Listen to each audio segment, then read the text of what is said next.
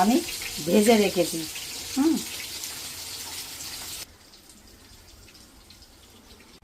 তাই বলছি যে তোমরা যখন মাছকে যখন ভাজবে না, মাছে অল্প একটু নুন মাখিয়ে নেবে, বিশেষ করে পার্শে মাছ বা যে কোনো ধরনের ছোট মাছ, হ্যাঁ, একটু নুন মাখিয়ে।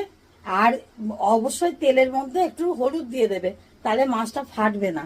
এটা তোমাদের একটা টিপস বললাম মাছ ভাজা, যে মাছকে একদম তেলের মধ্যে যদি একটু হলুদ দিয়ে দিতে পারো, বা নুন হলুদ অনেকে দেয়, নুনও দেয়, কিন্তু শুধু হলুদ দিলেও হবে, তাহলে মাছটা ফাটবে না। আর হলুদটা যদি মাছের গায়ে যদি না মাখিয়ে যদি মাছটা ডাইরেক্ট ভাজো, মাছটা খুব সুন্দর ভাজা হবে। আমি আমার মাছ ভাজাটা দেখাচ্ছি।